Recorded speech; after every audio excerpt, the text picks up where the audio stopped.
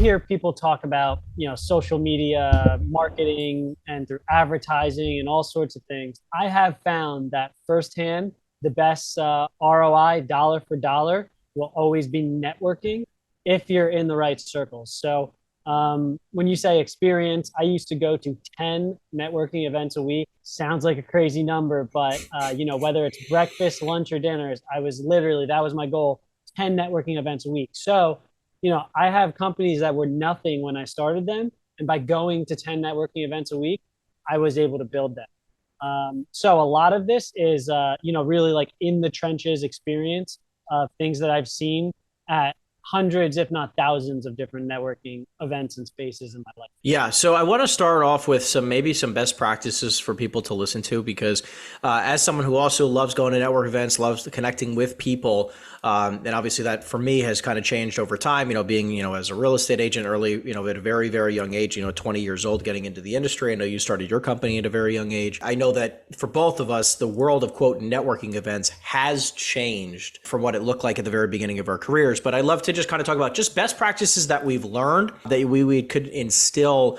in a few people out there listening to this content. For you listening here, I want to give you like my best tips, Bart's best tips for today. So what is like your number one every single time you go to a networking event? You never ever go to one without X. Like what is something that you have to go to a networking event with? Business card, or for you, it would be, cell phone or getting somebody's number. I cannot tell you how crazy it drives me if someone's like, oh my God, I want to connect, but I don't have my business card. It's like you came to a networking event without a business card or without, a QR code or whatever to be able to exchange information. And to that point, the number one thing I would say is if you're going to a networking event, follow up. Don't even show up. You're going to take someone's business card and you're not going to email them, then don't even show up. The point with networking is if you go and you get 5, 10, 15 business cards, and you don't come home afterwards or the next day and enter them in your system and then follow up with them, don't even bother going. I mean, in all reality, there's no reason to go. You're wasting your time. I would say, and this sounds like a low number, I would say between 1% to 5% of people follow up after networking events, right? And I will tell you, there's times when I follow up with people who I know undoubtedly are going to not be helpful to me at all. I feel your duty if you go to a networking event to follow up because you never know what will come from that, right? Yeah, exactly. Back to that first point, I know you're a big advocate of just getting people's cell phone numbers, right? Exactly. So talk about that a little bit. Yeah. So my biggest thing is that at the very beginning, I was handing out business cards because that's sort of how I learned to do it. And then I realized that by handing out business cards, I was never, just like you had just said, people don't follow up very frequently, right? So like I'm going to events, I'm handing my business card, wasn't getting theirs.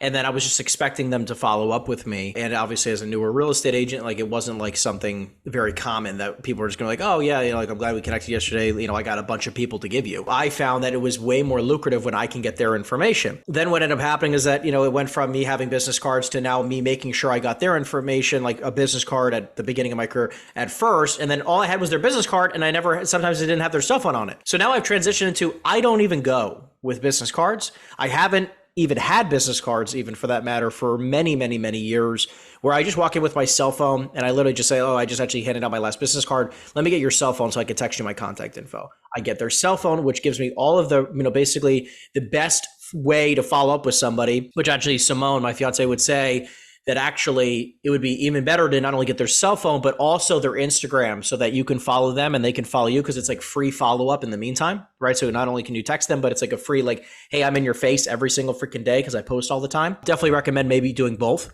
where you can get their cell phone number 100% of the time and then follow them on several different social media platforms so that it's a great way to follow up. They're like, oh yeah, so what social media do you use most? And they say LinkedIn, Instagram, Facebook, whatever that is. Make sure you follow them on there and connect with them so it's like a free form of follow up. I love how action oriented that is. It's like, boom, you get a text from somebody, you're going to start interacting, One thing that I like about the business card is that barrier to entry, if you will. Like if I'm going to give someone my business card, it's almost like, okay, if I matter to you, you're going to email me back.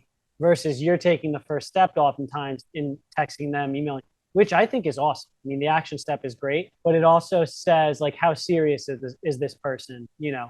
actually doing something with. I agree with you 100%. And I also see this as I'm typically not even going to ask for your phone number unless it's actually like I'm going to pursue you. Where like I love, I'll chit chat with people, right? If I'm at a networking event and someone's, there with me and we're having a good time, it's one thing, right? And I'll chit chat with people, but like I'm not going to just give you my contact information for, and spend all this time, energy, effort going through all the processes if I don't actually believe that we're going to do some business together, or that I even can support you, like not even coming from a selfish place, but just like, I don't know if I can support this person. Definitely, I like being in control because I don't trust other people in following up with me, especially when you're at super high level events. But I'd love to get your 2 cents. Let's like shift gears to this for a second, just for a quick second. What about on the aspects of don'ts? Like what are some of your pet peeves? What do you absolutely hate when people do this at networking events? Like obviously you're an incredibly successful guy now, and I know a lot of people are trying to get to know you at those events. So I'm just curious what kind of pet peeves are absolutely not. Biggest pet peeve in the world is when someone walks up and puts a business card in your face. Oh man, I can't stand that. It's like, hey, take my business. Literally, I know people, I'll be in a conversation with like three other people. Someone will walk up and literally just be like, hey, and they'll give business cards out to everybody in the circle. And it's like, oh, like, what are you doing? Um, so, and I've talked to other people about this too. It's a huge pet Sure. peeve because, like it's almost like speed dating or so. I don't know. Like, what's the point? What am I going to do with this business? I don't even know who you are. For me, it's the people not only when they were giving you your business card, but the piece like you just mentioned where it's like there was no other introduction, Yeah. right? Like it's sort of just like they say hello using the business card. And it's Yeah. like such a weird concept. To me, it's like you're going to network, which to me is connection, right? It's the first thing I think about is building a connection with somebody. So if you have zero connection, you could be the greatest person. I know nothing about you, like you had Right. mentioned. So there's no, like, I have no true reason, no purpose, no drive to want to refer you, connect with you, or anything because I don't know who you are.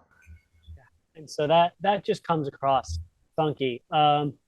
Dress. I always say dress for success. I've become a little hypocritical in this sense lately. Now I kind of wear a t-shirt and I don't know, running pants every day, something like that. But I really think that's another one of the keys is depending on the networking event you're going to, like dress for success, dress for the networking event. Don't be the person who looks like a slob, or don't be a person who just looks out of place compared to everybody else, right? You can Yeah. still have a t-shirt on and present yourself in like a different way. But generally speaking, I think for a lot of people coming up in the world, in career, like dress for success. Have a suit jacket and a shirt or the equivalency for women, like whatever it might be. Just make sure you're dressed for success, no matter how small the event, no matter what it is. I find that always wins out, and it builds a little bit more rapport and a little bit more respectability right off the bat. What is your kind of opinion? Yeah, similar to you, it's funny. Like at the beginning of my career, I was very much like suit, tie, very, very dressed up at every event. And now I don't want to say I dress down, but like you had mentioned, I typically will wear more business casual versus super suited up, in which I have found that I feel like incredibly successful people, who are, running massive organizations, they're typically not showing up at even, I mean, like, look, unless you're going to a black tie event, which I'm not saying like don't dress for the occasion, but I do believe that most people who are incredibly successful care a lot less. And like, we'll even talk about it, about where these people actually spend their time, like the really, really successful people. But I don't believe that you need to be in a suit and tie every single time you go to an event, unless like that's what the event calls for. So, dress just nice, but you don't have to be, I used to be overdressed personally, in my opinion, where like I would go to like the BNI / Latip meetings and I'd be suited up every time, which I think is just silly. But, I think that it definitely has its place. Like when we were at our events in New York City, like I think that, you should probably be dressed for the occasion. Right. Agreed. I think too, it's that you don't have to dress for whatever your said profession is one thing I guess I would put it at. To give you an example, I have competitors in the promotional product space where they're wearing a polo shirt that has like their company name on it. Mm-hmm. And it just looks so funny. Like I'm trying to get your business. I'm trying to sell to you. You know what I mean? Yeah. Whereas I come in with a button down shirt and a jacket, let's say, and it's different conversation. You don't think I'm just coming up to you like trying to get your business. And so that's what I mean, like dress for success. Um, you don't necessarily need to fall into the mold of whatever your industry is. You could Mm-hmm. dress a peg up or dress differently. than, whatever that industry standard is. Yeah, no, I agree with that. I think the same thing with like specifically real estate agents where like where they're freaking. I think it's so funny when they wear like the name tags. It's like, guys, we're not in 1970 anymore. It's like, guys, stop doing that. Right. It's just, it's a ridiculous look. And like you had just said, I feel like when you're wearing it, it's like you are coming with like a very weird energy, in my opinion, and I almost I'm not interested in connecting kind of thing. We're talking about the same exact energy with the name tag and Exactly. So I am curious. Now, this is something that I do. I'm curious to get your thoughts on this. I'm the kind of person where like I like to show up like casually late, like a little bit late, like not like super late where like it's almost over, but like I like to show up, maybe 15, 20, 30 minutes, maybe an hour, depending on how long the event is, late on purpose. And then I like to leave anywhere between 15, 20, 30 minutes, maybe an hour, again, depending on the event, but I like to leave early. So I am curious to get your take on it. I'll tell you why after, I'm just curious. I think the event very much so matters. And the reason I'd say that is like some events, there'll be an hour of networking in the beginning. Sure. Like I'm not going to show up 15 or 20 minutes late if that's my opportunity for networking. Sure. And then they're going to run like a program for the rest of the event. Absolutely. I'm talking like, it's like one of those like New York was where like there was no program, just like an hour or two or like 2 hours of networking kind of casually there. Are you the kind of person who like if it's like 7 to 9? Every event's different, right? Because let's say you show up early or on time and that one person's there on time, right? And I guess as a rule for you, it's interesting to show up a little late, maybe leave a little early. But when you go to so many networking events, you find that there is a piece of serendipity in there, right? Sure. I mean, you and I have just bumped into people at events. Always, of course. This brings us to another good point, which is I would say only like 2 out of the 10 networking events you go to are going to be worth your time, right? Absolutely. There's going to be a bunch that of them that won't be. Right. And that's if you're picking high quality networking events. If you're not picking high quality networking events, it could be 1 out of 25 events that are worth your time. Right? Yeah. So for people that are just starting out, they're like, I'm going out. I'm meeting people that aren't doing anything for me. It's a waste of my time. It's a waste of my time. Yes, I hear that. I hear that all the time from people. But the truth is, if you get that 1 out of every 10, that's valuable. That's a sale. That's whatever it is. Then it's worth your time. So you just have to shift your mindset. It's like cold calling, right? You're the king of cold calling, Henry.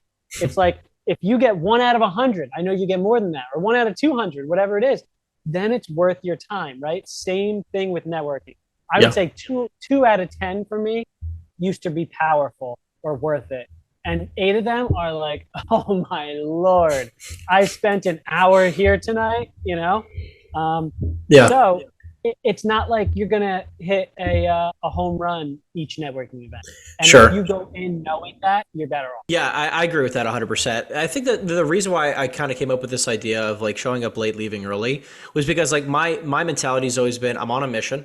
I'm going to go meet 2 to 3 people and then I'm out. Because like I have so many things that I have to be doing that I don't want to spend 2 or 3 hours at this event, like kind of randomly perusing, through an event. I'm there on a mission. I typically know people who are going and like, I know who I want to probably network with or someone like they're going to introduce me to. So like I kind of have an idea, but even if I don't, I want to show up late. I want to try to find, the people, like when I'm networking with somebody, I was like, oh, who is the most interesting person that you met today that has to do with maybe 1 or 2 or 3 industries, and I'll mention them. Just curious if you happen to know somebody. So like I'm going with like the intention of like, hey, I want to meet the best people as fast as possible, build a deep relationship. Like there's no rush on the relationship. Get their contact information, build enough trust and rapport where they're going to answer my calls or text messages or, what have you when I reach back out to them, and then leave as fast as possible. So if it's a free-form networking event, I see the value in that big time and saving time getting in.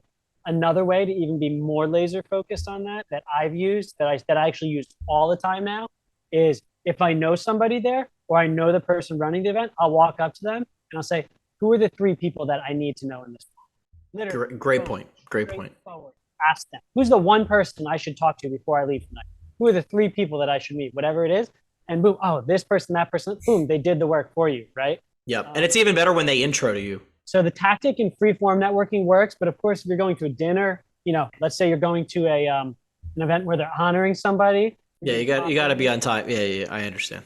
It's not always the full it's not a good rule of thumb for for all different types of events. Period. End of story. But definitely for like random casual networking events. Like we were just at one. Which if you guys are near Miami, there's something called Epic Talks, which is actually a really good event. Maritza puts on a fantastic event, and it's about 2 hours almost of networking. An hour and a half of networking, and then there's about an hour to 2 hours of the event itself where people are speaking. And it's like I'm not going to show up early with nobody there at the networking piece of it. I'll show 30 minutes to 45 minutes late to the networking piece, maybe an hour late. So I have 30 minutes to network, where it's like, I don't need to be, walking around trying to talk with like 40 people in an hour. I mean, how many people can you network with in an hour and 30 minutes? Right. So it's just like, I don't want to, so I try to say, try to get in, casually late, try to go, meet my 2 or 3 people, immediately go into the event, just kind of sit down and get more focused, get back to work, make sure I'm focused. Too.